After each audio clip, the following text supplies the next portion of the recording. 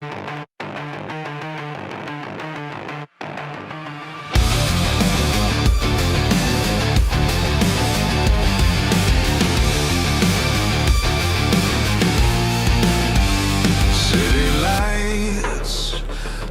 like fire in the dark. Fenway roars loud, breaking the spark. Green monster rising, shadows tall. Home of the dreams where legends fall. Red Sox Digest. Feel the heat, feel the flame. Red Sox Digest. Chasing glory, chasing fame, Red Sox Digest. This is the heartbeat of the game. Echoes of the past run through the ground. Ted and yells, their spirits resound. The crack of the bat, the roar of the crowd. Boston's blood. What's up, everybody? Welcome in here to stream number 2 of this Boston Red Sox channel. We were just talking ball before, so don't mind us kind of like going. Came in here, we're baffled by a couple of different things. We want to talk about a bunch of different things. Had such a fun time last week. Want to have a good time this week. We've got 18 people watching. We want to make this as interactive as ever. So if you want to put comments, you want to chat with us, put that in there. But back again, Jace Andrews, Houston Kellman at 2. I guess my right, maybe when you're watching the left, I don't really know how y'all are seeing it, but either way, having a good time. We've got so much to talk about. I think that, honestly, right now, we talked a lot about last week about Alex Bregman and everything going on. I think that's probably just where we should start today, just specifically because since then, he has not officially, because he hasn't, he hasn't signed the paper opting out, but he has said, I am opting out officially. So it's as official as it can be. I think we start there. Houston, how's that kind of process been for you over the past week, thinking about that? Yeah, it was only a matter of time. It seemed like that there was no way with Scott Boras being at the helm of the Alex Bregman financial. Obviously, Bregman is a part of that. He's the biggest piece of that. But when Boras is involved in these conversations, we have seen the pattern, not only with Soto, not only with Bregman, but the laundry list of guys and assets that are working with Scott Boras. And we know how that works. The money drives him, specifically Boras in this case.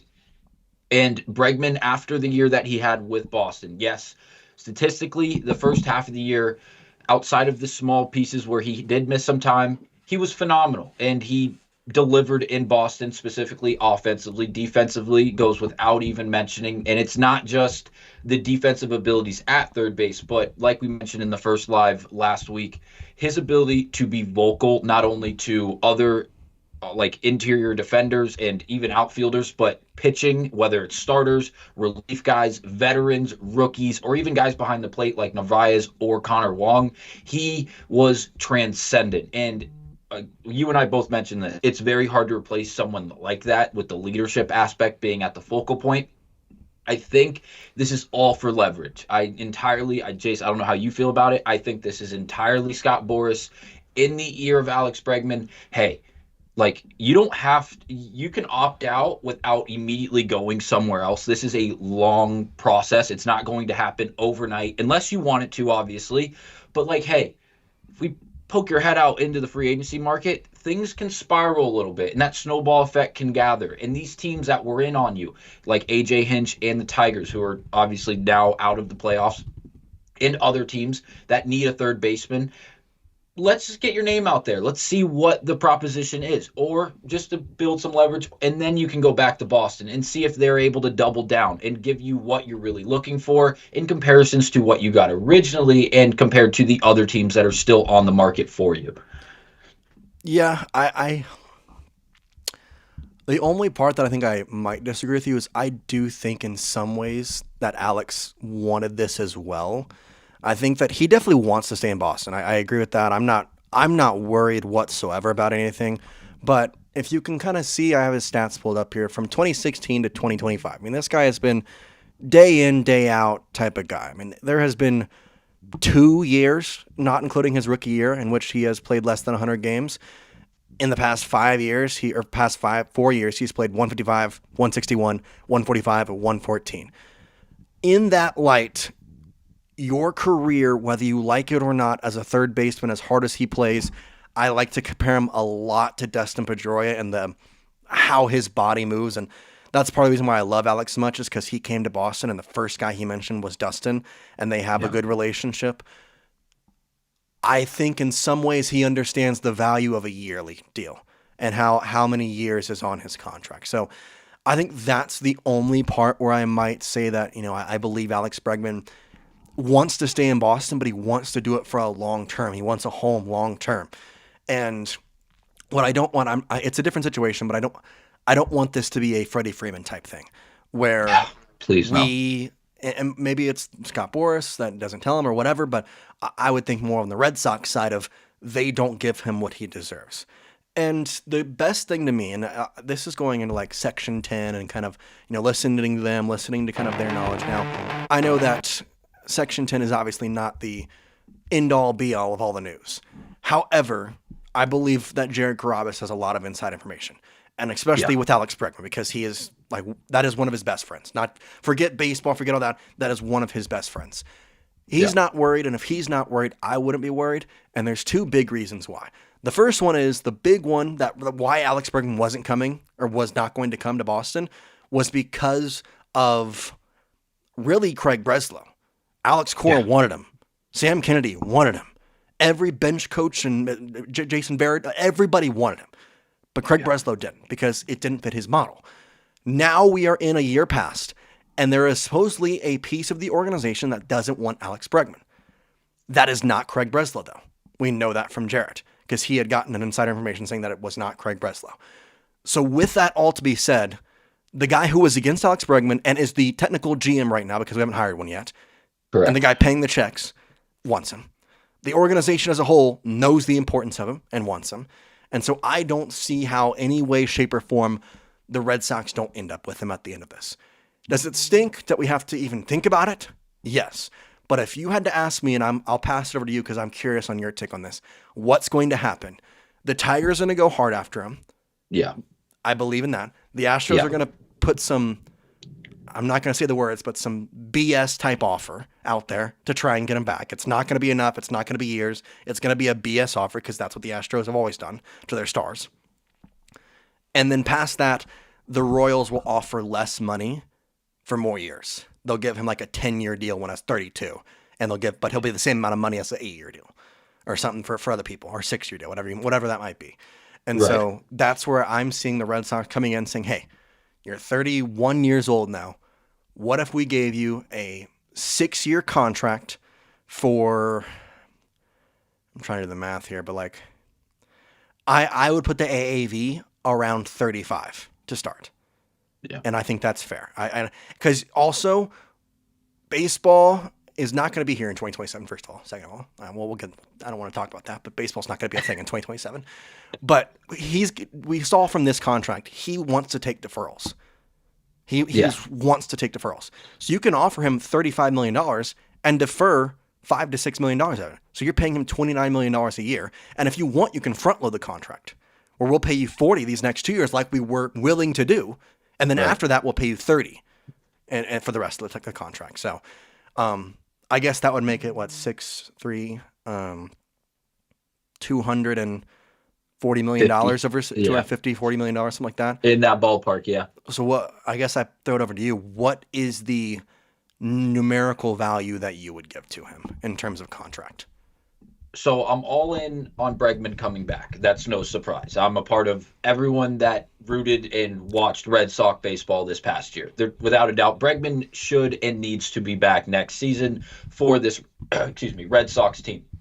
When it comes down to the number, this is where this conversation gets very intriguing. It's not just because Alex Bregman's a great player. He's an all-star. He does this. He does that. Outside of that, if the Red Sox are able to go out there and acquire Alex Bregman again, and they're able to bring him into this organization long term, That does a lot of things, and we've had this conversation at nauseum. We really have, not only on these live streams like in the last 2 days, but the entirety of the season. The idea that the Red Sox now have seen the just abilities of this roster and really the makeup of it and how they can get good things done with how it is currently built. The more years has to come in the lower AAV, in the sense of not being at 40 million a year, is more likely to happen, in the sense that, hey, if we give you 30 million, or like you said, that 35 million, we're in that ballpark, there's more money to then spend in these up and coming years, this up and coming season, and for the next 2 years, if you will. I agree. And just to pause right there, I went and looked up. So Spotrac has an account, which, by the way, why is Spotrac's Twitter account just some bald guy on the, is that the owner? That's just such a weird profile photo. I have the page pulled up as well, and I'll give the stats behind it in a second. That's what he says on this, that the 31-year-old carries a 4-year, $112 million valuation in their system, is what he says. It's about the same on their website. So if you go to Spotrac and you type in Bregman, Alex Bregman, the market value is 4 years, $110,668,000. Breaks down to AAV 27.6 annually. Okay, so that's 13 million less than what he was currently being paid in this last year. But obviously, the years, it's only one additional year. The whole idea about Bregman and opting out of this contract is the longevity aspect of things. They want more.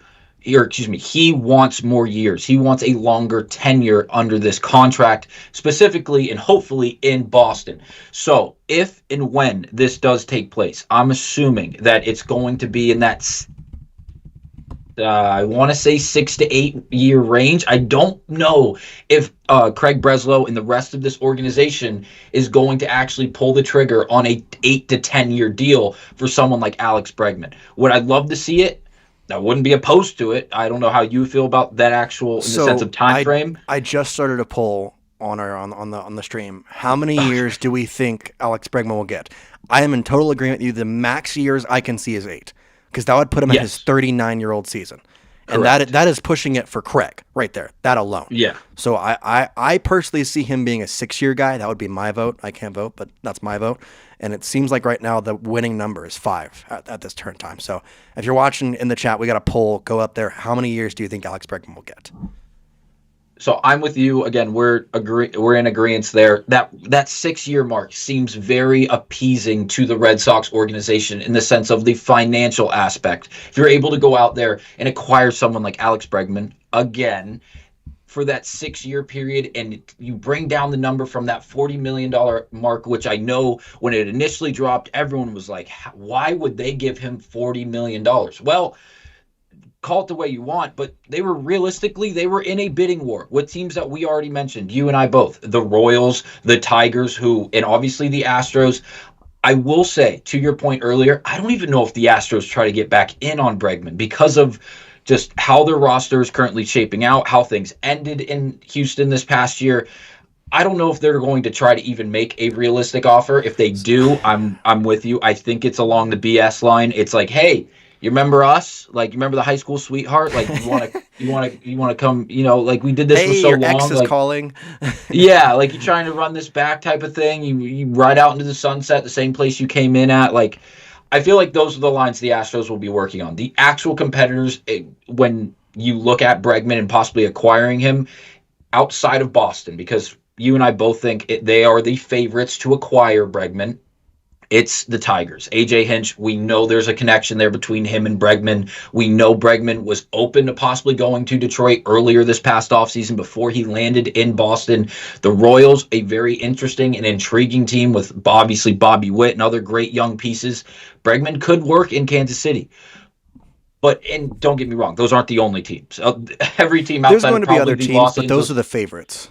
Yeah, outside of probably the Dodgers, it feels like everyone's going to have a realistic idea that, hey, it's worth it. Like, it would be very beneficial to go out there and acquire someone like this Alex guy was Bregman. the number 2 overall pick. I think that's also part of it. Is like, it's not just what he's done; it's how he has done it. and continue to do it, and he's been expected to do this for his entire career and has lived Without a up to doubt. those expectations. That is so hard to do, especially in Major League Baseball. I mean, ultimately, the MLB draft is not a draft. It's a where are you going to go in free agency. That's legitimately kind of what it is. Because past the first round, you don't know who's going to sign, who's going to not.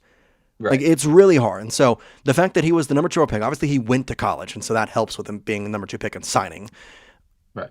It's just the expectation was always there. And so that's why I don't think he shows it, and I think that's smart of him, but I do think he has this confidence, like, I deserve to be paid like a top player because I've been that for my entire career. And so the Red Sox see that, and I think they see that more than any other team because they've gotten it for a year.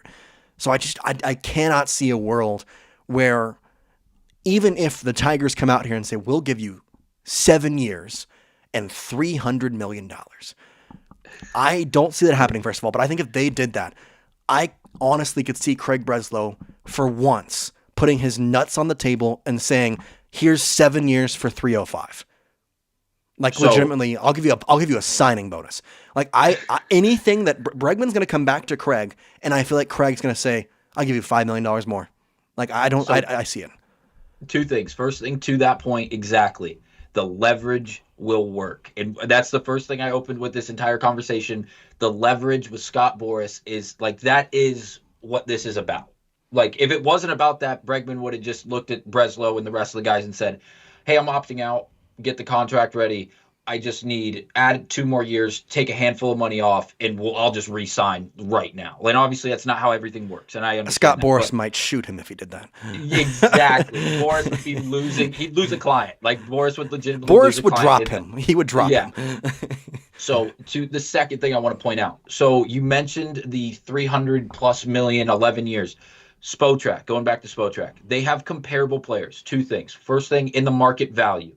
We broke down what the anticipated market value is for Alex Bregman, the 4 years, $110.6 million, 27 annually, 27.6 annually. Then you see the comparable players. Now, these are a bit drastic because you have to take into account when these third basemen, signed these contracts and really how great they were when they did and just the context that goes into all of this. But the comparable players, Manny Machado, Matt Chapman, Rafael Devers, and Austin Riley. Now, all 3 of those 4 guys got 10 plus years.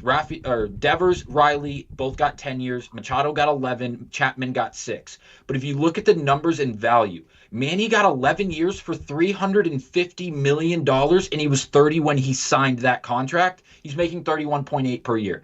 Then you have Chapman, 151 over 6 years. That's 25 million. You have Devers, 10 years, 313.5, 31.3 a year. He was 26 when he signed. And then you have Austin Riley, 10 years, $212 million, 21.2 annually at the age of 25. Now, Bregman is older than all of those guys outside of Chapman. I believe is the same age. Bregman's 31 right now, right? Yeah, he right now is 31 years, 6 months, and 21 days. I'm on Spotrac, so I have it reading off. If you click market value, you can at the top, you can see exactly what I'm looking at. Perfect. I was like, oh, I bet I can go find what he's looking at. Yeah, on the far right side, it says market value. Yes, I see it. Manny Machado, Matt Chapman, Rafael Devers, Austin Riley. So this is exactly to your point of kind of the money that you were talking about here. It's a drastic amount of money across the board, and baseball money is ridiculous. However you'd like to slice it. I always tell, if you are having a child, grow them up to be baseball players. They will make more money, and they will make more money and play for longer. Simple as that. Without a doubt. And the idea is, like, it's just so much money. It's hard to even fathom. But then if you see the base calculated value, 6 years, 176.6, average salary of 29.4. 29.4 for Bregman. Let's just call it 30 because in the end he'll probably be close to that 30 number. It's still 10 million less AAV per year compared to the contract he just opted out of that he said he was going to opt out of, I should say. I don't think he's getting the Manny deal. I think we can rule that out. 11 years, 350 million. That's a bit drastic, especially for someone who is 31 going on to his age 32 season. Is he worth it? Again, I'm not opposed to seeing Bregman getting paid and staying in Boston. But for a team like Boston that knows, hey, we just watched this team get bounced in the wild card to a team that they dominated all year long because of bad defense and simply a few errors and an inability to get the offense going. And I know those are two drastic things, but when it really comes down to it, if that is a 1 or a 2-run game going into the 7th, 8th, and 9th, playing the hypothetical is not really, it's not what we're here to do. But again, it is drastically different. And that's the point I'm trying to make here. If that offense can get going just a bit different, this entire season ends differently. And Bregman possibly doesn't even opt out. If they can go out there and they can make good with Bregman and acquire him for less of a penny than what they were paying him before, we could see the rest of this organization go out and spend money. And like you said, put it all on the table. Go out there and try to acquire someone like Schwarber. And the list goes on of other notable names we will discuss not only in these live streams, but on this channel and videos and such through the entirety of the offseason.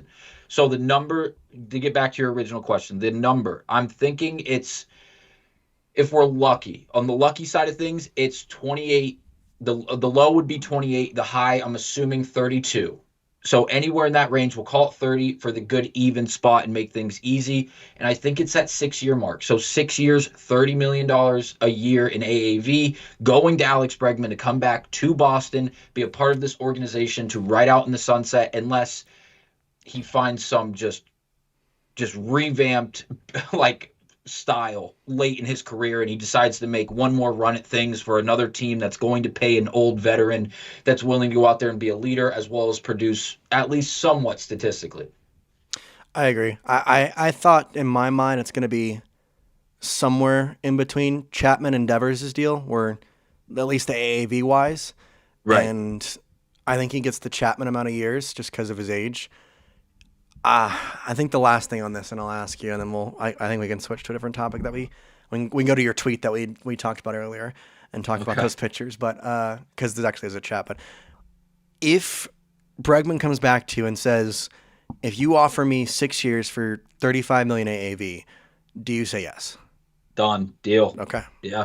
I would say yes too. Absolutely. I just think that's the minimum. Go to some questions before we switch off, but JB Rance is in here. Wakefield. Yeah, I miss Wakefield.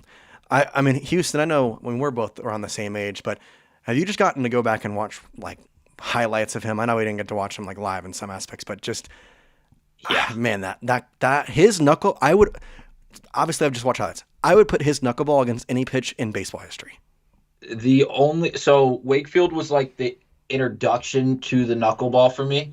And the only other guy, and now that you asked me this question, I'm going to go blank, but you'll tell me the Mets pitcher.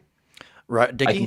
R.A. Dickey? Yes, R.A. Dickey. So it was Wakefield, and I was like, what the heck is that? And I was a young child when I was watching that. But then it was Dickey, and I was like, okay, that is just funky. And then going back and like having a profound respect for someone like Wakefield and just the Red Sox in the early 2000s and the mid 2000s, like, watch that all the time. All the time. David's in the chat saying we are here. Like I said, drop your questions if you got anything. Like if you have any questions, that's what we're here for to answer. Ken says, hope they sign Bregman and one other offensive piece. We'll get into this more, but just right now, you keep Bregman. What's the other offensive piece you would pick, Houston? So that means third base would be taken care of. Yep. And, oh, man. I'm going to say Schwarber, and that's not giving it all the thought in the world, but it would be Schwarber for two reasons. One, I know he's a DH, but I know he's a DH, and I know he's not going to catch, and I know he's not going to play left field. I understand that. He's going to DH. You're going to pay him to swing the bat, and that is it. He's not going to have any questions about it. He's not going to have any, he's not going to push against any of the ideas. Hey, I'm here to do one thing, and that is have a spark and be. You can take the glove away from him, and he won't be pissy about it. There's literally no questions coming from him in that conversation, and also the offensive output you're going to get from someone in Kyle Schwarber. I know it's a 240 average, if not just a tick worse. But the swings are like dynamite. When they go off, it not only sets off him, but it feels like it is a just infectious thing. The the floodgates are open. Let's just do what Schwarber's doing. And obviously, when Schwarber does make contact, it is abusively hard. He hits the ball like O'Neal Cruz and Shohei Ohtani. He hits the ball very, very hard, and he hits it a country mile. And it's putting him back in Fenway, just seeing him hit one over the right field wall, and all of Fenway going nuts again. Like, I don't know if there's a better situation for Boston. So, what about you, Jace? Just because you said that, you remember when you were a kid playing baseball and like your dad would be like, all right, I want you to imagine this baseball is like your worst enemy or whatever. If you saying that about Kyle is like, he took that to heart and said, I'm going to run with this and I'm going to do that. So I agree in my mind. Out of it. Exactly. In my mind, Kyle Schwarber, Kyle from Waltham, that's the guy I want. Like, I do not see any other piece on the market that I want more than him. And you listed all the perfect reasons. I mean, I don't really need to go too much, but we got a taste of him in Boston. We did. Yeah. And I'm not going to go much into it, but he technically can play first base. I would never put him there. I would never worry about that. I just think this saves it because now I am probably more of a Tristan Casas truther than most people. And so that's why I'm like, I like Murakami, but you're going to play him at first if you have Bregman. Like, Murakami becomes an option to me if you don't get Bregman. That's the only reason I see him personally. So yeah, I can see that. Yeah. I definitely think Schwarber is one. Ronnie talked about something that we're actually going to get to in just a second, so I'm going to save Ronnie's question for now. Bob says Bregman is overrated, 273 with 18 homers, and he played half his games at Fenway. His agent is doing a main job. His agent is Scott Boras. That is part of it. The second part of that to me is that I think he's going to get. I don't know. I think if he could have played 2 years and guaranteed that he would still get at least $20 million after that for 4 or 5 years, he would probably just kept his contract. But I think he understands right now is the time to bot out, and he can still get upwards of $26 million. I don't think that's an easy problem. So personally, I think if we're being honest with ourselves, Bregman, in my opinion, is a 6-year, $29 million player. But I want him for the clubhouse aspect, so I am willing to go up to 6 for $35 a year. That's where I go to. I agree. And really quick to bounce back on Schwarber, just the idea. Now I have to say this because I've been thinking about it since we started having this conversation. If Schwarber was in a Red Sox jersey and Bregman was as well, so perfect case scenario in a lot of people's mind. Perfect. Just not even the actual gameplay in the sense of what you see on the diamond coming out of in the box offensively from both of these guys. But the leadership, the experience is unmatched from those two guys. They have done it for a long time. And obviously, Bregman has only played in 2 different places, in Houston and obviously now in Boston. He's done it. He's proven he is solidified. There's no way around it. I know you can try to make the argument that it was a bit overrated. Look at the numbers specifically in Fenway. The guy had, an 1,100 OPS. He was built to dominate in that park. It doesn't matter if he's playing home games there or playing away games there. He's terrifying if you're not a Red Sox fan, supporter, or teammate when you see Bregman in Fenway. And then Schwarber. He's infectious. Like, his overall energy, the overall morale that he maintains. Like, we mentioned it earlier, the spark of a bat the second he actually makes contact, and he does hit it 118 miles per hour off the bat. It's like Giancarlo, but way better because he actually hits the ball more often. But it's more than that in the sense that it feels like in the clubhouse, in just coming out of the dugout, it feels like there is more to Schwarber. It feels like there's more of a vocal leadership. And no, he's not going to be as great and as impactful as Bregman because of points we pointed out earlier of, hey, talking to catchers at 3:30 in the morning in hotel rooms, trying to get a game plan ready that is effective, that we go out and watch the following day, actually work to the best possible abilities that it could. I feel like we get that with Schwarber. Maybe not to the point of the schematics to that degree, but in the sense of just keeping the morale up, keeping the energy up, not letting hopes fall, and just allowing everyone to maintain on a high horse and keep things going. I agree, and we talk about vibes so much, and the vibes this year and how they were so much better than last year's. Imagine Yes. the vibes with Roman Anthony, Marcelo Meyer, Alex Bregman, and Kyle Schwarber and Garrett Crochet on your team. And if Richard Fitz is healthy, imagine him in the dugout doing the celebrations. Like It couldn't be better. there wouldn't be a team in the MLB that could match that. Legitimately, I there agree. would not I be a agree. team. Let's keep going. Manny Bethencourt says hello from the Bronx, New York. Hello to everyone. Love my Red Sox. Manny, shout out to you. The fact that you are in the Bronx and a Red Sox fan, I'm so happy that God has given you the right way to hear, because you are in Devil's Land right now, and somehow you have found the proper way to come here and root for the right team. So thanks for coming around. JB Rant says, will the Red Sox throw their so-called rebuild, of which an uneducated baseball person, but I know the game is business, include Garrett and Chapman? My question is, are they making the playoffs this year? They need that. Basically what you're saying is, like, if to make the playoffs this year, you're thinking they need an extra bat. They said that. That's kind of what they said in their press conference. I know Houston watched a lot of this, so I can let him talk about it too, but Sam Kennedy and Craig Breslow and Alex Cora all stated the things they needed this year to not just expect for their players to get better, expect more from Roman Anthony, expect more from here, but also to go out and get people that can make them better off the rip. And they said the number one priority is a power bat. The number two priority is adding an extra starting pitcher that can go next to Garrett Crochet. It's exactly what everyone wants. It's exactly what everyone wants. It's what it is. Like, it. There's no. And thank God we heard that from the front office. Like, I know the season ended, and we didn't want it to end. No one wanted to end that way, at least in the sense of supporters of Boston and the Red Sox. But we needed to hear the right thing. Like, that was the biggest thing. Not having faith and not having no hope in Craig Breslow is daunting. It was daunting all of last offseason until obviously the Bregman thing came to fruition and others, and obviously the Crochet thing even before that. But the doubt in Breslow, if you are a fan of an organization, specifically, I can throw out two specifics, Miami and Pittsburgh, there's no hope. Like, there's no, like, even if they come out there and they're like, hey, we're going to build around Paul Skeens, or we're going to try to build something here with the young core that we have down in mind, whatever it may be, whatever situation, like, that's, you can hear it, but it's not actually, you can bet that it's not going to happen.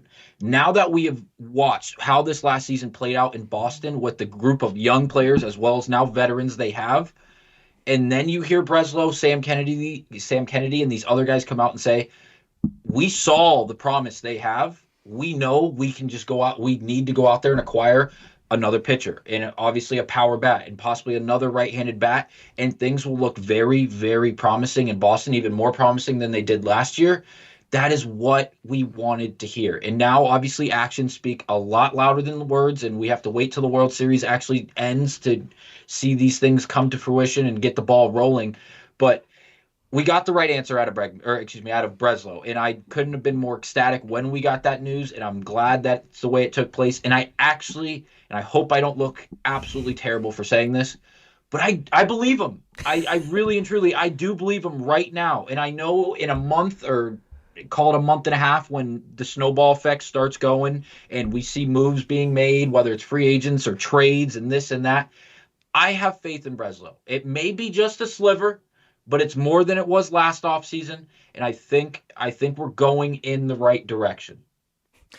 I agree. I was gonna play devil's advocate, but you kind of followed up with there. I need to see, specifically because this trade deadline, he said we're going to be trading everything and getting stuff, and then we proceeded to get people who hurt us more than helped us, besides Steven Matz. Dustin May did legit nothing for us, and now he's a free agent, and I do not want him back whatsoever. But Jordan Hicks is the focal point in that conversation. Oh, he is. And unfortunately, the worst part about him is we're paying him still another year for a good amount. Yeah, at least another year. Yeah. For a good amount, too. So I don't really like that at all. Finishing out the questions, Nick Uber says, I want Josh Naylor. I personally don't, Houston. You know how I feel about it. I'm not high on Naylor. I know he looks like Barry Bonds right now next to Jorge Polanco, who is More Barry Bonds. Yeah, like Barry 2.0, and then you have Barry 1.0. Shohei Here. Ohtani. Yeah, it's just I know right now, and it's the biggest swings of their life because it's the most impactful swings they are being presented with this season, and win or go home games, or just games to just in play big playoff scenarios in the ALCS. I understand, and if you can produce there, what says you can't produce in the regular season? I understand that. With the other options available, if things don't work out in Boston in the free agency period, or again in the offseason time when trades can be made, if they fall back on someone like Naylor after things, and I'm just throwing out names, this is not something we are pushing or hoping that happens or even assume that are going to happen, but names like Pete Alonso, names like Cody Bellinger, names like obviously Schwarber, and the list goes on. Murakami, and again, the list goes on because there are a lot of players for both trade and signing free agency wise that are going to be available for all teams considered. Maybe they fall back on someone like Naylor because he is a grittier guy who will just get his job done regardless. He's going to play decent, if not good, defense at first base. But I hope he's not 1A on the list, on the big board, if you will, on guys they're trying to acquire this offseason. To me, Naylor is like a last thought, afterthought maybe is the better word. I wouldn't mind having him. And Nick, to your point, he has been good all year this year, and last year he's also been good. Like, he's had a good 2-year stretch. I personally just, and maybe this is off-put of me, I'm a big Tristan Casas believer. And so I don't see Naylor coming in here and playing an everyday aspect. And in that case scenario, what he's going to require in money is not going to be worth the way we would use him. So that's just kind of where I see it as a natural thing for me. But I wouldn't mind him. And if we do trade Casas this offseason, which I don't think it's happening just because of his injury, then yeah, for sure. I'm happy to go after Naylor. I think he's a fantastic first base option. But I think, from my opinion, it has to be the right storm. If it's not the right storm, then I don't care too much about him, I think is the point that I'm trying to make. JB says, so it's a natural follow-up. Why don't they empty the farm and trade for Skeens? Maybe I'm greedy. Oh, we talked about this. This conversation again. However, as much as I want to follow it up, I actually want to go and talk about pitchers, but I want to talk about a report that Houston had kind of brought up to me, and kind of what I want to talk about today. So let's go to that and kind of show some of the options here. Matthew Corey talking about trade candidates for the starting pitcher position, because unfortunately, I, as much as I would want him to be on there, Paul Skeens' name is not on this list. I wish it was. It was. But you know who is on this list?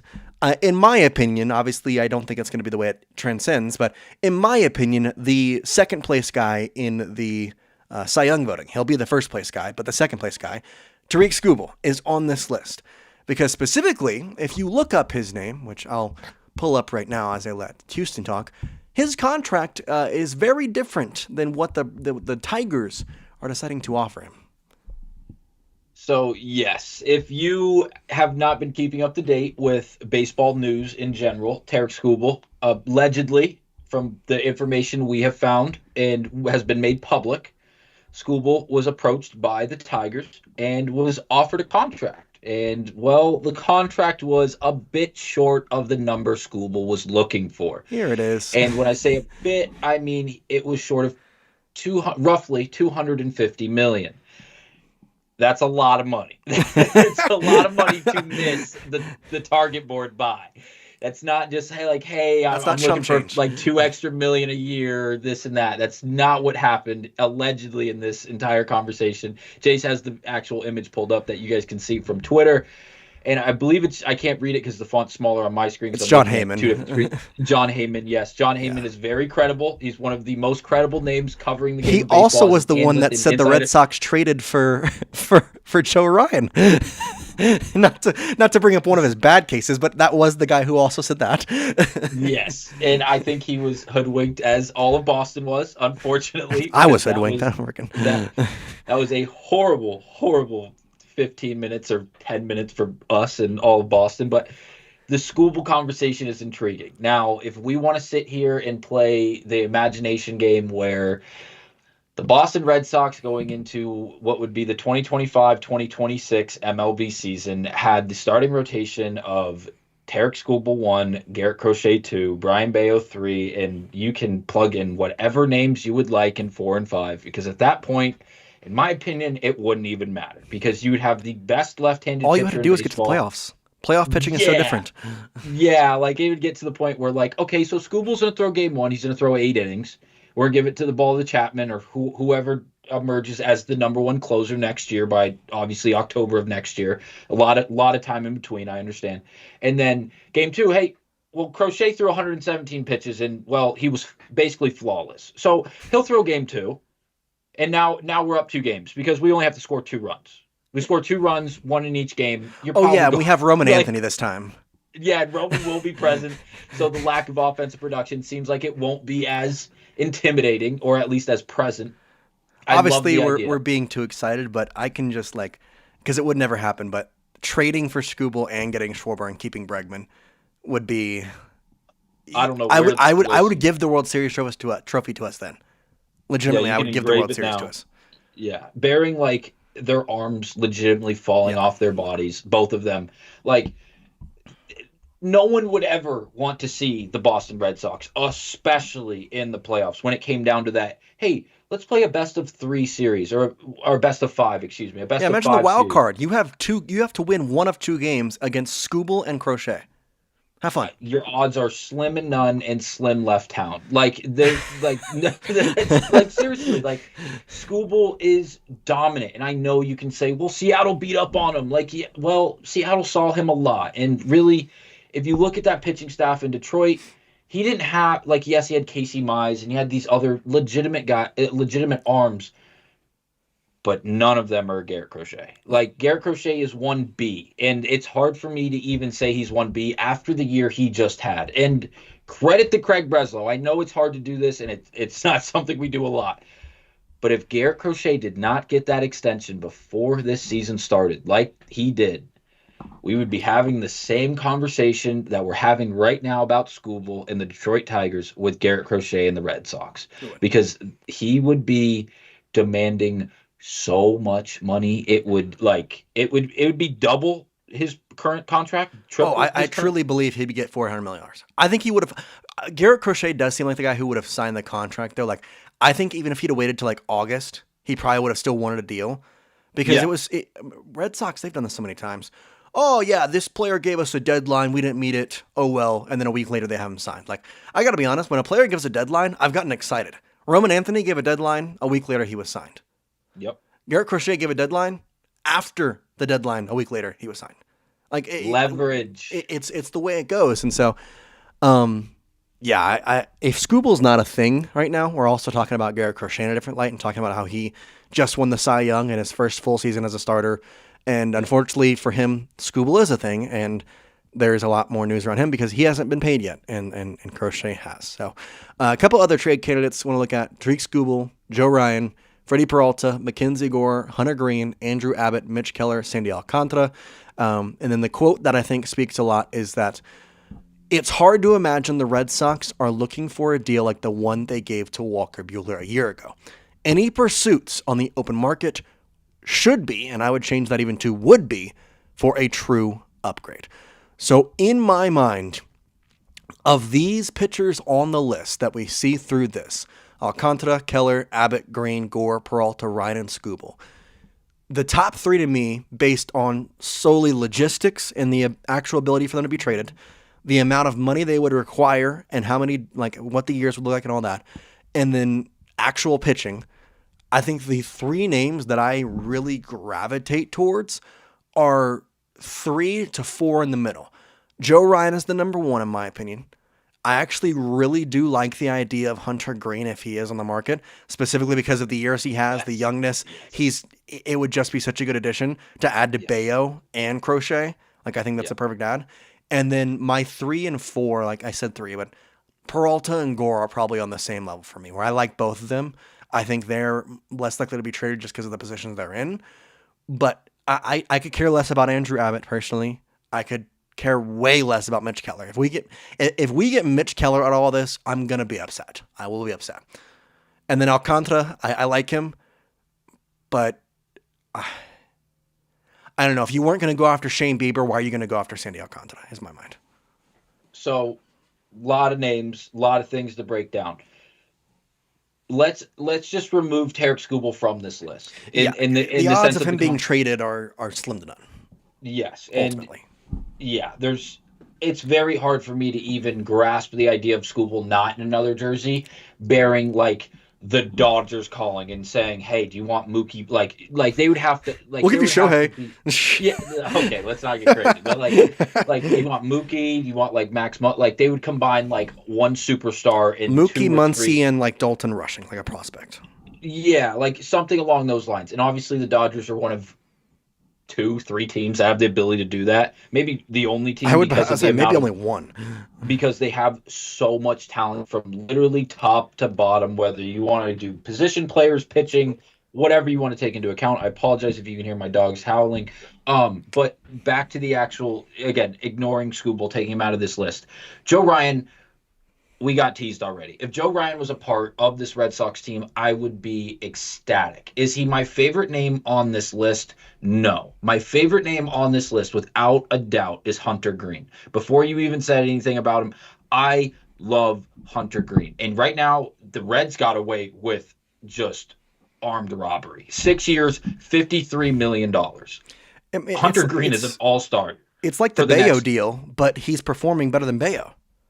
The guy throws 101, like on average. It feels like the only thing that comes out of his hand is 100. Obviously, he has great breaking stuff with the slider, which is wipeout stuff, while also maintaining ridiculous velocity.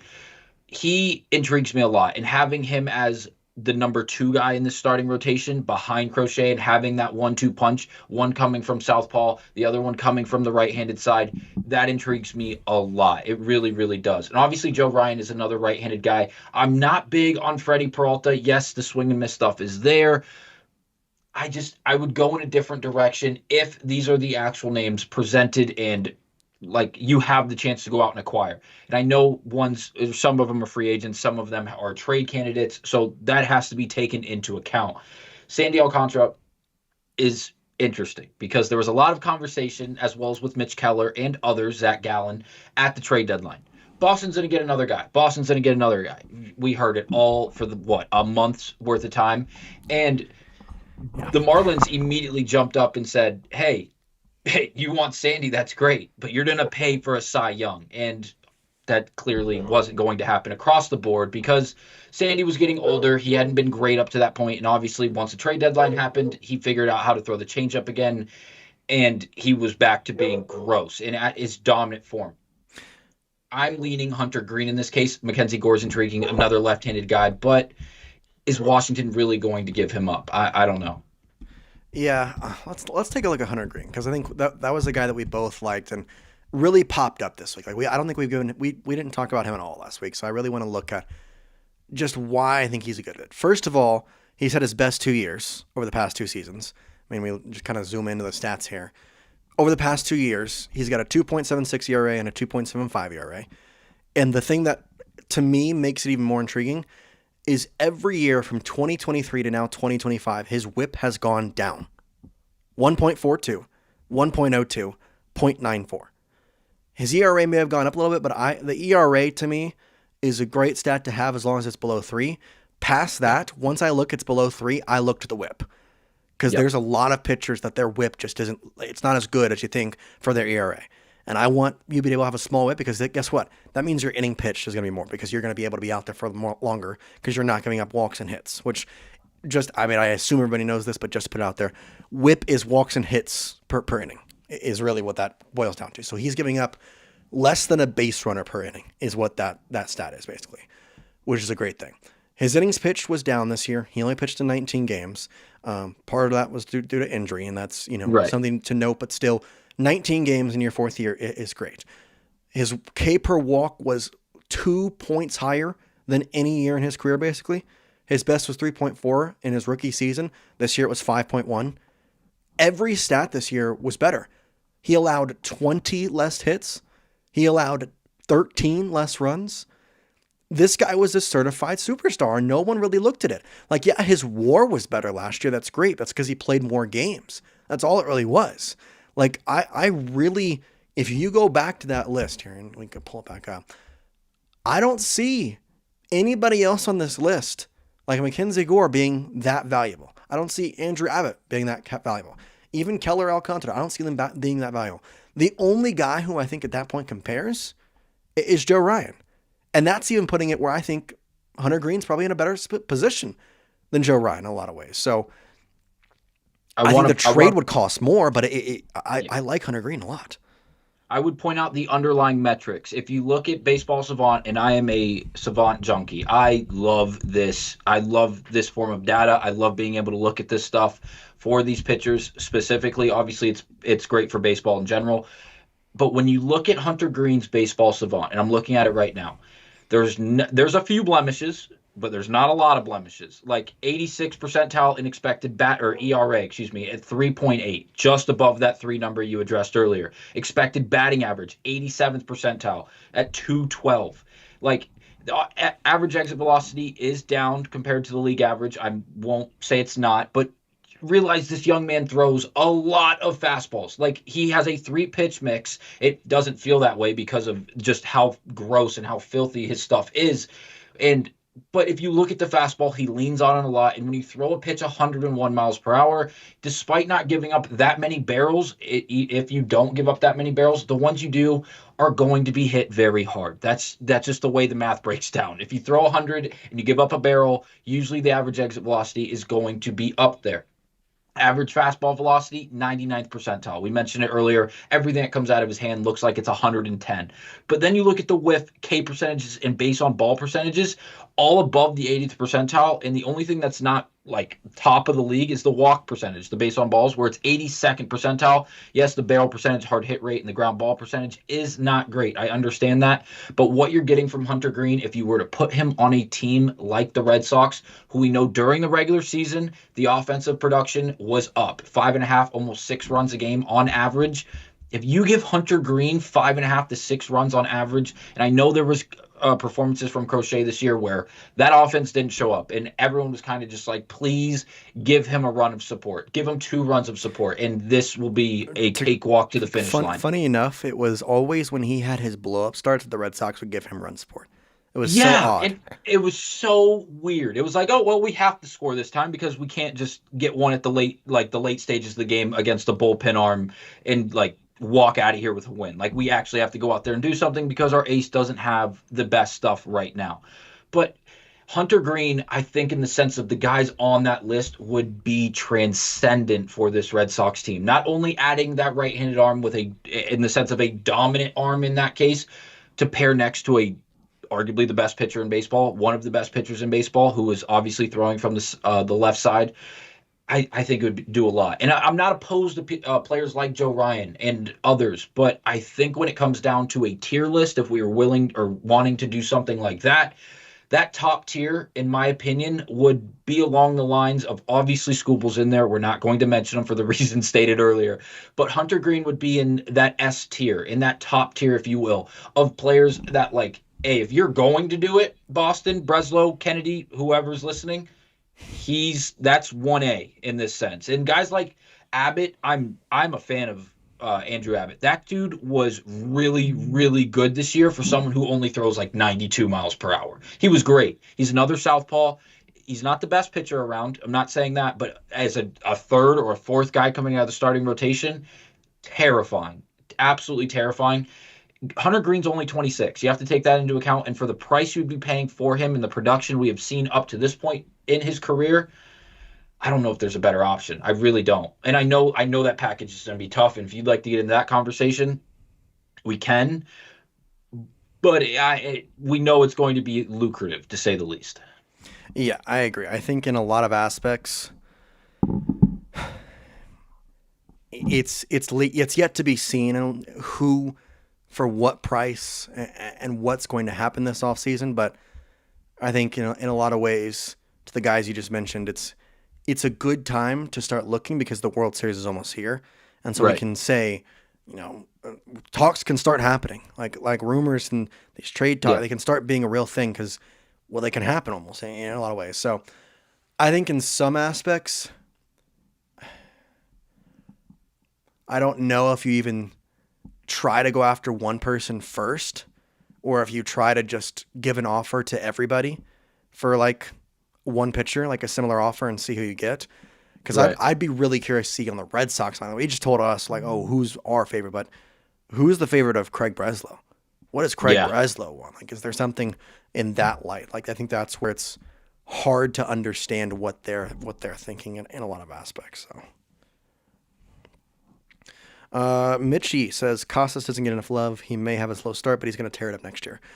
Yeah, I mean, he was starting to figure it out when he got to that point, I think, of the injury. But I think it's going to take him a bit to get back to that point again. Like, I think it might be a similar situation to last year, and hopefully the injury just doesn't happen this time. That he'll take a little bit. But we talked a lot about the trade candidates. Obviously, it mentioned Walker Buehler and that not being the option this season. Free agent wise, I guess I'll ask the question: would you rather sign a free agent that way you're not giving up anything, or would you rather trade for a Joe Ryan who you're going to give a contract to, but you get him, or trade for a Hunter Green who you're going to give him an extra extension here soon? Like, what would be your choice in that of mine? Perfect scenario is obviously the free agency route, and the only reason I say that is because I am really, really obsessed with some of the young guys in Boston. Like, and not even counting Roman, like, because Roman's untouchable. We all know that. The only way Breslow would even answer the phone with Roman's name being involved is if Tarik Skubal or Paul Skeens was considered on the other line. And I think we agree with that, Jace. Yes. But like Christian Campbell, I know he wasn't great. I know it didn't really work out in his first year. Granted, he was 21 years old, and they were like, hey, you're going to be the opening day starter at second base. And then like a month into it wasn't working. He was playing everywhere in the outfield whenever asked upon. Center. He was willing to play short. He was willing to play second, outfield like we mentioned. And then he started taking ground balls at first base. Like, he was open to doing it all. Now, like guys like Tolley, I don't want to see Tolley leave. I love him. I think he's going to be a problem early. Another kid I don't want to see depart because, well, he's gross. Like, he is. And another youngster that could be a part of this team for years. And like Marcelo, another young guy. If you want to talk about possibly moving someone like the Password or I don't even want to mention his name. There's a group of players that just feel like they're untouchable in Boston because of the promise and just the fact that they have so much. They're so young and they have so much upside out in front of them. I don't really want to see Boston break that up because I want to see this continue for another decade. And I feel like with that young core, that's a possibility because obviously Bregman is not going to be here forever. These guys aren't going to be here forever. So with that being said, having that young core to fall back on is really nice. But obviously, you have to draw the line somewhere, pick the guys that are going to produce to winning baseball now if you want to win now. And if that's the case, oh man, I'm okay with seeing a trade, but I would much rather, if I could pick in a perfect world, it'd be a free agency pickup. Yeah, and so that's where I'm going to look. I mean, the pitchers who are free agents by position here. I don't think the list is nearly as good as no. So I'll share it once I get here. But there is Chris Sale as a club option. So technically, here I'll pull up. Yeah. Just let me do that. Chris Sale as a club option. Past that, there is Dylan Cease. There's Framber Valdez. There's Ranger Suarez. Jack Flaherty could opt out. Freddie Peralta could opt out. Or it's a club option. I don't see that. Nick Martinez, Chris Bassett, Michael King is probably going to be a free agent. I don't think Shota, Zach Gallen, Merrill Kelly. There's just not a guy here. I didn't want you to keep. There's not a name you have said that is going to push the needle in my opinion. And I know you say Cease and everyone's high on Cease. I am not big on Cease. I was not big on Cease last offseason when there was a lot of conversations. I made a video on this channel and I labeled him as volatile and inconsistent and got ripped to shreds for it. And I am not backing down from it. I still believe he is volatile. and can be inconsistent. Am I saying he's a bad pitcher? No, he has very good stuff. The fastball is up in velo, the slider is gross. But outside of that, it really and truly feels like a two-pitch mix coming from Dylan Cease. And when that fastball is not being located and he has to try to throw the breaking pitch for strikes, it's not a good result. Now, I'm going to pull up the Savant page so I can tell myself that I'm inaccurate, but I don't know how you feel. Is there a name on that list that intrigues you to any degree? Flaherty, maybe. Maybe. I don't see anybody on this list that intrigues me, and also I could see the Red Sox go out and get it. And nobody on this list is 20. Like, I think I gotta put that. Nobody is 21 years old. So Flaherty is like the one. Michael King I know has been talked about, but yeah, it's kind of weird. I don't know. Like Cease this year, 73rd percentile in expected ERA at 3.5. Fastball velo is 88th percentile at 97. The whiff percentage is up at 95th, or in the 95th percentile at 33.4% whiff percentage, which is good. And the only thing correlating really in side by side with that is the K percentage at 89th percentile, just under 30%. But if you look at the walks, it's not good. And I don't know how you guys feel about it in the sense of the 50 people in here watching this and your overall opinion and the ideas of how you grade a starting pitcher or just pitching in general. If you walk guys, if you walk a lot of guys, things aren't going to work. And I know it's a really skewed way to say things, but in the game, what did we get eliminated in, Jace? Was it game 5? No, we won. It was game 5, game 4. And which one? Against the Yankees that we lost in where Cam absolutely shoved. No, it was 3. It was 3. Okay, it was a wild card series, remember? Yes. Okay, so I'm all over the place. Cam threw in that game for the Yankees, and we did a live stream, all three of us, me, you, and Sean. In the 8th inning, I looked at you guys and I said, you know why the Red Sox are losing this game and how it would look as pitiful as they do? A 21 or 2-year-old, however old Cam was at the time, he had no walks in his first postseason game. Okay, yes, he had a abnormal, just alien-like performance, and you have to tip your cap because he was gross.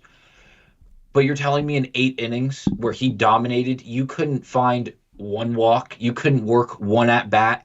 The ability to walk and get on base without having to actually get a hit, and I understand that seems so amateur and so elementary in a sense, but it unlocks so much potential. The ability to get on base because you're not expanding a strike zone and allowing pitchers to get away with non-pitchers' pitches goes a long, long way. And that's just one of the things that stands out to me to Cease. Again, 20th percentile in walk percentage. I want to see someone attack the zone. I don't want to see someone who's giving up free bases and then allowing guys to steal second base because of a free pass to get to first. And then all it takes is a single. Now a single just to get on base to get something going is scoring runs, depending on obviously who is on first base. I don't know. I want to stay away from the high walks. I want it to be as non-volatile as possible. I want someone who's going to attack the strike zone. And if the guys in the box are simply just on top of you and you're not having your night and the fastball's flat or the breaking ball's flat, you tip your cap and you go to the next game. And so, I know in certain situations you can't do that, like elimination games in the wild card or in the playoffs in general. I know that's not really the way it works, but in the regular season, 162 games, you're not playing in all of them as a pitcher, starting pitcher, but you can't go out there and give up free passes at that rate. It's not a winning formula of baseball, in my opinion. Yeah, I agree. I think we saw the walk formulation with Walker Buehler. Yes, and that's so a great example. Like, I don't want to do that again. And that was mentioned in the tweet is like, what they don't want is a Walker Buehler. Yeah. So again, I think it just goes back to looking at these pitchers and understanding that in a lot of aspects, the trade is just going to be better. Like you're going to have to give up assets, but at the end of the day, I mean, the Red Sox have assets. They have, I would argue, a plethora of some positions, like outfield, for instance. They really don't need, an outfielder. Like some of the guys they have, like They have too Jarren many Duran, outfielders. Wilyer Abreu, John Hingston Garcia. Like there's guys, they don't need anybody coming up from AAA. They don't need anybody, so that you can trade the password. You can trade a Duran or an Abreu, and it just makes the most sense to do that and get a pitcher of this caliber rather than doing this and then regretting your decisions in some aspects. Yeah, and to your point, age is going to be huge. Age is going to be like the biggest point in this, it feels like almost. Because Walker, if you don't want to do the Walker Buehler thing, let's look outside the stats. Walker was not a spring chicken when he came to Boston, obviously. Like he had been around. He had done this and obviously all over the place. It really feels like in the sense of trying to go away from a Walker Buehler type of feeling and trying to acquire another starting pitcher. It's going to have to be, if they really mean it and they really want to go out there and make a splash and they want to get better, it's going to have to take a trade and they're going to have to go out there and move the needle with someone. And I'm not like, I think basically everyone on this list would move the needle outside of Mitch Keller. I'm not the biggest believer in Mitch Keller, and maybe the city of Pittsburgh and playing for the Pirates has blemished his abilities to some extent.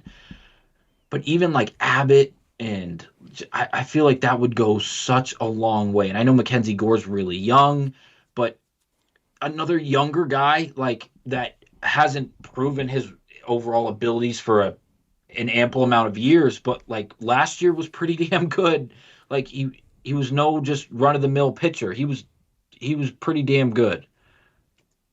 Yeah, and especially in the playoffs. I mean, he was the guy who finished the 2024 season with a strikeout of Alex Verdugo, and you thought, okay, this guy is going to be a key piece. Like I was excited for Walker. He came in here with the right mindset, and it didn't work. And I think that's the risk you take with. I mean, again, you go back to this list. There's nobody here that gives me the peace of mind in a lot of ways. Like it's just It's full of guys that are question marks, and I don't like that. I want a guy who I can put on my team and say, yeah, he's going to help me out, or yeah, that guy is going to be pitching meaningful games for the entire season. And I don't see a single person on here. You could argue Dylan Cease, you could argue Michael King, maybe Jack Flaherty if he opts out.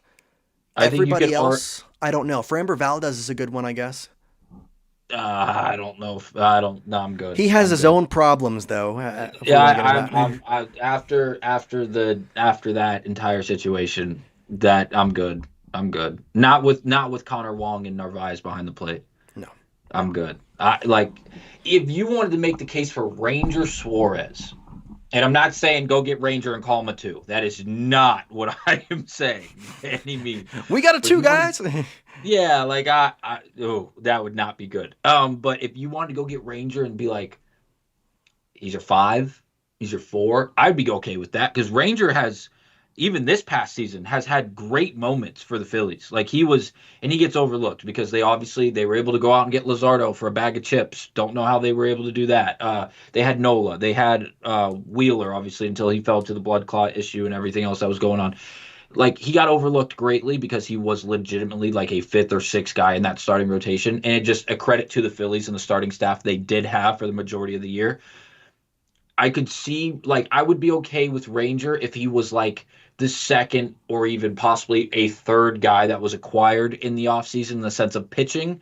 I wouldn't freak out. I would be okay with that. He's a complimentary guy, in my opinion, that could really pick up some innings, whether it is as a starter and you're only giving him 2, maybe 3 innings, or again, you throw a starter in there and allow him to work the next 6, 7 innings. I feel like there's a lot of versatility there with Ranger that could really be beneficial to the Red Sox team in the sense of not putting him in the limelight and making him a star in Boston.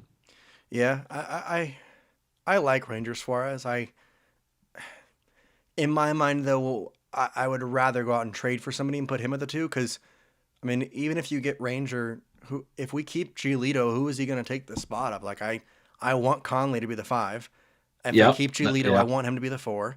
Bayo's the 3, and at that point, Ranger his only option is going to the 2 unless you move Bayo to the 2. So I'm like, do I like him? Yes. Is he an option where I could slot him in? I mean, unless you lose Giolito, that changes the whole thing. Like, yeah, That's why I put Jack Flaherty and Giolito on the same page. Like, if you lose Lucas, you go after Jack Flaherty. If he's opted out, you can go get him. Right. But making the trade just makes more sense. Because legitimately, I think I really like Bello as a 3. I think that's what he is. I think he has the... Because, when you think of a 3 pitcher, you think of a guy who can pitch like a 2, but sometimes he'll pitch like a 5. Like, that's kind of what you think of as a 3. And that's exactly what Bello does. He will sometimes pitch like a 2, and sometimes he'll pitch like a 5. It's just different. Lucas Giolito obviously had a good year. We haven't heard much about his injury either, but it seems like he's fine, and hopefully he can come back. And then hopefully he's okay. Conley's going to be here for the next 6 years. At He's least, the 5. hopefully longer. You got to, in that case, give him his innings. So I don't really see anybody taking over that 2 spot. So I think kind of round things out here. If you had to make a trade for one of the pitchers that we have talked about, and I'll throw them up one more time, who would it be, and what are you trading for them? It'd be Hunter Green. Like, if we're making the trade, like, at this point, it would be Hunter Green. It'd be over, like, if you're making a trade, it would be Hunter Green, without a doubt, even over Joe Ryan, who I'm obviously a big fan of. It would be Hunter Green, and I would be willing to give up. I don't enjoy saying this. I would give up one of the corner outfielders. I'd give up Duran or Willier. Pick one of the two in-house, or see how the Cincinnati Reds organization feels about either of them, which way they lean. I feel like they would lean Jarren Duran because he's just a piece of dynamite waiting to go off. And I feel like that moves a lot of the needle. Obviously it's not to be a 1-for-1 trade, unfortunately. It'd make everyone's life a little bit easier. But it'd be Hunter Green. Jarren Duran would headline that package, and it would be followed up with someone along the lines of like the password in Garcia. So that would be 2. And then maybe one other piece in the sense of another prospect. And I'm not talking about Campbell, Anthony, or Meyer. So, like, Blaze is still here, yeah? Or did we package Blaze? We packaged Blaze. He was with Steven Matz. Right. Okay, that makes sense. I want to look at it. There's David Sandlin. There is. I'd give up Sandlin because you're gonna have to give up a pitcher. You're gonna have to give up a pitcher. I'd be okay with Sandlin going. Brandon Clark is one. Also a pitcher. He's a single A guy, but had a lot of hype around him this year. Yeah. And they just got Luis Perales is off the table. I'm not giving him up. Would you give up David Sandlin? I'm getting kind of crazy here. Would you give up Mikey Romero? I would. I don't see him having an impact on this team for another year at least. So in that case, you get Hunter Green. I'll take it. So Hunter Green in exchange for the password, Mikey Romero, and David Sandlin. I think that's a pretty good package in the sense that you're getting prospects back, in the sense, and not only just prospects, but you're getting a right-handed pitcher back. You'd also be getting back 2 position players who are very promising, as well as then getting Jarren Duran or Willie Abreu. Fair trade. The Red Sox, I know it feels like a lot of assets going out the door, but in doing that, you would be getting someone in Hunter Green who, again, we mentioned it earlier, the Reds got way ahead of it, just like the Red Sox did with Bello. He's making $8 million a year. I'm speaking about Hunter Green here. $8 million a year. That is unheard of for someone at the caliber of pitcher of Hunter Green. It would move the needle substantially. And, yeah, I think I would be okay with that. At first, I would be kind of upset in the sense of seeing these assets go, but also I'd be ecstatic to see Hunter Green return. Or not return, but arrive in Boston. Yeah. I agree. I'm going to go a different round just because we can and be different. I'll go Joe Ryan, and I'm going to give up... It pains me, but I'm going to give up Jarren Duran, and I'm going to package him with David Sandlin, and I'll probably put the password in there with him as well. And I think that should be enough to get it done. Because Sandlin's, was talked about. Sandlin at one point was talked about like early, where he was going to be the guy to come up and pitch. So that's where I can kind of take Sandlin and put him there. You have a password who has proven at the AAA level. He's a power bat that strikes out a lot. So, it could work in the Twins, and everybody loves like the mantra of Jarren Duran. So I think those three would get it done for Ryan, specifically because he has 1 year left on his deal and is getting Yeah. paid more, and the Twins are not going to pay him. So it's that or nothing in theory. I mean, obviously other teams can come and trade for him, but I believe the Red Sox are going to want him more than any other team on the open market in a lot of mine. So that's kind of the way that I see that. At least is Joe Ryan or Hunter Green be the main targets. Yeah. Yeah. Yeah, I agree. I think the price tag on, like you mentioned, I think the price tag on Ryan would be cheaper than Hunter Green because of productivity and the organization they're coming from. I'm gonna be honest with you. I've been looking at Rangers' underlying metrics. I would be so okay if this guy was brought into this team as just literally as a complimentary guy. Like, and I know there's only 5 guys in that starting rotation, but if you could just throw him in there and let him be that utility guy and a really just complimentary piece, this guy was really good this year. He was really, really good this year. He was very good, and I mean, okay, I can pull it up here because I pulled it. Talk about the underlying metrics, like expected ERA is good, expecting batting average is good. His fastball velo is not there, which that's the one part where I strictly go against because the Red Sox have mentioned so many times they want their fastball velos to be up, and they want that to be a big part. It's just the new age of baseball. Mm-hmm. Whiff rate isn't there, K percentage isn't there. He doesn't walk though. It's a lot of good stuff, but it reminds me a lot of Bello. Really does, but a better version. Yeah, and honestly, it's a left-handed version of Bello without like 6 ticks under the velocity. Bello's that 96, 97. Mm-hmm. Rangers that 90-ish, 89 to 91, if you will. But it's just the ability to produce weak contact and get out of tough situations for Ranger is just it really is excellent, and I can't believe he was such an overlooked piece. And credit to the Phillies again. It's infuriating to say because they're obviously got bounced by the Dodgers, and now we have to watch them win another World Series. But it it is what it is. Yeah.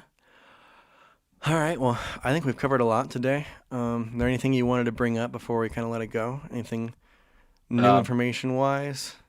Just to wrap up, Bregman's poll. 60% said 5 years, 30% said 6, followed by 7 with 8%, and 8 years got 2% of the vote. Okay. So it feels like we are along the same lines as the chat, if not just I a agree. bit different. 5 or 6 is the option. I think I would give him 6. Yeah. I'd be okay with giving him an extra year. Yeah. Just because I think that's the offer he's going to get from other teams. Specifically, is he's going to get 6 from other people. So, but yeah, I think he's going to come back. I do too.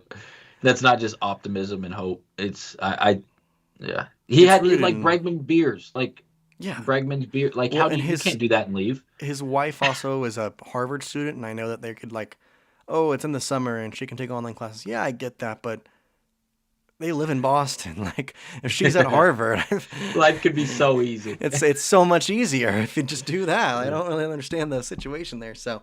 Yeah, I kind of see that being as the option, but overall, well, I guess there's not much. We'll talk to y'all next week. I guess I gave you final thoughts on Bregman, so appreciate everybody. Appreciate everybody watching. Definitely a more successful stream than last week, and hopefully each week it gets better and better. So we'll see you next time, and peace out.